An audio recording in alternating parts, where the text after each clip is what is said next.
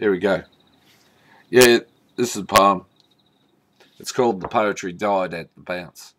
Carl and Chris came to town, both strangers to each other, friends of Vernon, the real estate man. Quickly they joined the footy club.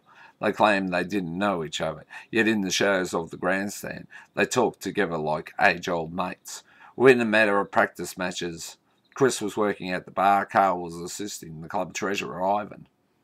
In a short space of time, about round one, they were acting as if they were old reliable fixtures who had spent many years leaning against the trophy cabinet. Kelvin, the president, became disillusioned, but never said why.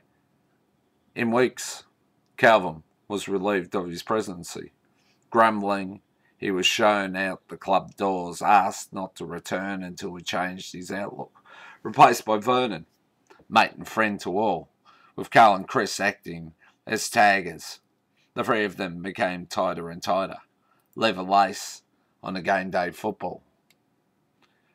Carl took up a vacant space on the club committee room.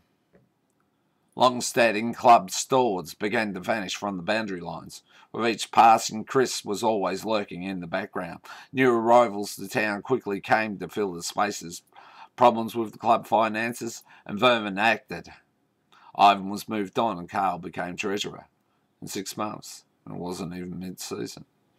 Mid-season came with a pause in between. When Ivan was asked about the club finances, the only response he gave was slit-eye glances at Carl.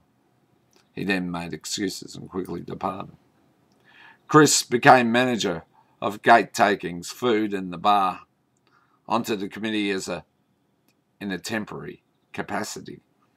The coach's contract was suddenly changed. His pay rate was rearranged. Dependent on wins and people through the gates, players' payments were dramatically reduced. Whispers in the outer grew louder than the cheers. A secret meeting of the club's committee. A new policy was brought into being, from voluntary committee positions changed to fully paid wages. Word got out and players quit. The coach resigned. 2 weeks later. The senior side finished last on the ladder. All the lower sides and juniors were on the lower rungs together. The club was broke and indebted for a 6-digit figure. Vernon, the president, found hanging in his wool shed. Carl and Chris were suddenly no longer around. Their houses were empty, with no signs of them at all. No signs that anyone had lived in those houses for years. The ground was sold to developers. The club rooms and grandstand bulldozed over. A supermarket and motel built in their place. The town had lost its heart. The footy club was no more. There you go. A little bit rough, but yeah, that's the way it goes.